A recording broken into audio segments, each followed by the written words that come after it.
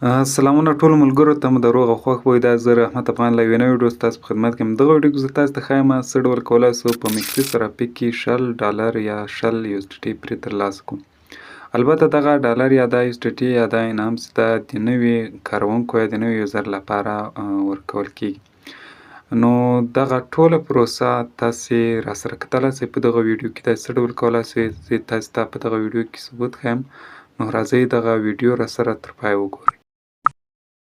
ښه نو کله چې تاسو مکسي سرافي راخلاص کړئ راباسئ دغه ټریډینګ ریوارډز دغې برخې ته. په دغې برخه باندې به کلیک ورته واخلئ. کله خو سم کلیک ورته واخیستل دا رقم ته یوه صفحه راځي. په دغه صفحه کې لومړی KYC برخه ده او بیا ټریډ برخه ده.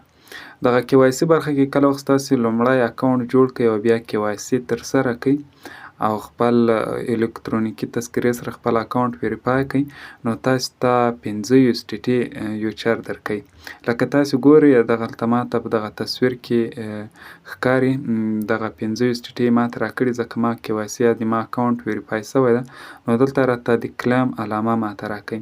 نو زه راځمه دغه 15 USDT کلیم کوم. کله وخت دا کلیم کوم په دې زه کولی سم بیا ټریډ ترسره کړم. نو تاسو ګورئ ماته وایي چې تاسو 15 USDT ترلاسه کړل. له دې نه وروسته تاسې کله وخت راسئ دغه ټریډ برخې ته. دلته تاسې ګورئ 15 USDT او 15 USDT یوچر او بیا هم 15 USDT یوچر ده.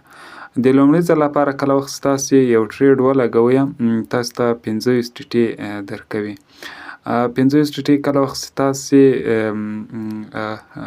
د لومړي ځل لپاره TP او سټاپ لاس یا TP هیټ کې او یا هم سټاپ لاس ستاسې ټریډ هیټ کې نو تاسو ته 15 USDT یوچر فري درکوي. او بل کله وخت تاسې لومړی پوزیشن نیسئ او له هغه نه وروسته 15 USDT یوچر چې ده کله وخت تاسې یو پوزیشن ولګوئ او هغه بیرته کلوز کړئ د دې لپاره بیا هم تاسو ته 15 USDT درکوي چې تقریبا ټول 10 USDT یوچر کیږي. نو په دغو باندې یوازې تاسو کولی سئ ټریډینګ وکړئ. کله وخت تاسې یو کوین ورباندې اخلئ البته فیوچر کې نو تاسو کولی سئ د هغو ګټه بیا ترلاسه کړئ. یعنې د $10 ګټه یا ټریډ تاسې ورباندې لګولی سئ.